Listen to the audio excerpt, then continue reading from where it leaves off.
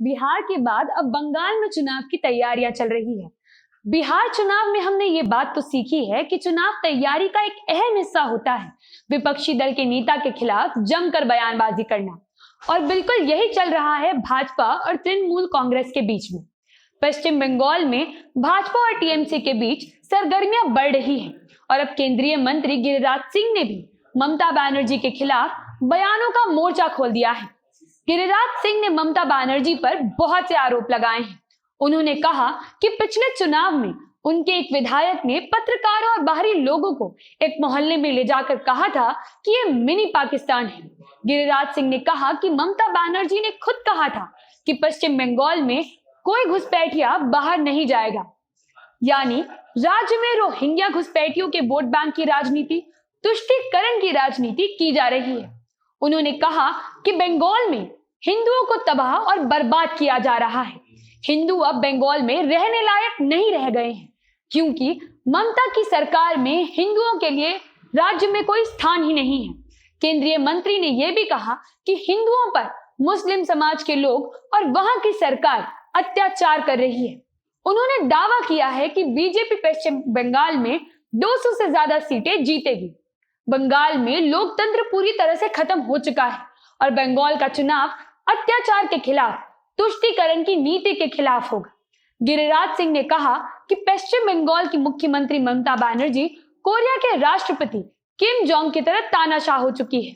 उन्होंने आगे ये भी कहा कि पश्चिम बंगाल में जिस पत्थर से भाजपा के राष्ट्रीय अध्यक्ष जेपी नड्डा को मारा गया था, उसी पत्थर से मुख्यमंत्री ममता बनर्जी का स्मारक बनेगा। आपको याद दिला दें कि हाल में ही जब भाजपा के राष्ट्रीय अध्यक्ष जेपी नड्डा बंगाल गए थे, उनके काफिले पर हमला भी हुआ था।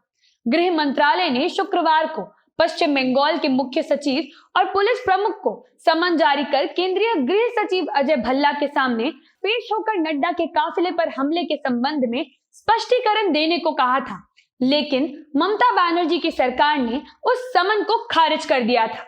इस सब के बाद भाजपा के महासचिव और पश्चिम बंगाल के प्रभारी कैलाश विजयवर्गीय की सुरक्षा बढ़ा दी गई है। उनके पास पहले से ही जेड कैटेगरी की सुरक्षा है और अब उनके काफिले में बुलेट प्रूफ गाड़ियां रहेगी। उनके सुरक्षा कर्मियों की संख्या भी बढ़ा दी जाएगी। कुछ महीनों पहले भाजपा के मंत्री बाबुल सुप्रियो ने भी ममता बनर्जी और बंगाल पुलिस के खिलाफ भाजपा कार्यकर्ताओं के साथ बंगाल में हो रहे दुर्व्यवहार की निंदा करते हुए बहुत सी बातें कही थी। केंद्रीय मंत्री बाबुल सुप्रियो ने बंगाल में बीजेपी कार्यकर्ताओं की हत्या को मुद्दे पर ममता बनर्जी सरकार पर हमला बोला था। उन्होंने आरोप लगाया था कि पश्चिम बंगाल में 130 से ज्यादा बीजेपी कार्यकर्ता की हत्या हो चुकी है। केंद्रीय मंत्री ने कहा था कि तृणमूल कांग्रेस को अपने तौर तरीके बदलने चाहिए। चुनाव में अब कुछ महीने ही बचे हैं। अगर टीएमसी के सदस्यों को लगता है कि वो मतदाताओं को डरा धमका सकते हैं और राजनीतिक हिंसा कर सकते हैं, तो संविधान में इससे निपटने के प्रावधान मौजूद हैं। आए दिन बंगाल से भाजपा के कार्यकर्ताओं पर हमले और उनकी हत्या की खबरें सामने आती रहती हैं और हर बार बंगाल की सरकार इनकी सफाई देने से अपना पल्ला झाड़ लेती है।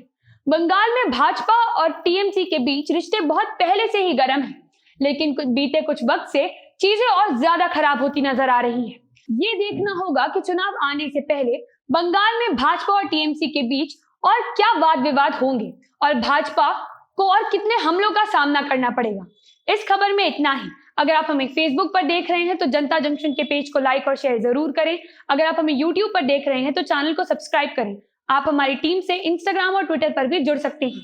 आपकी स्क्रीन पर इस वक्त जो जानकारी दिखाई दे रही है, आप उसकी मदद से हमारी टीम तक अपना सहयोग पहुंचा सकते हैं।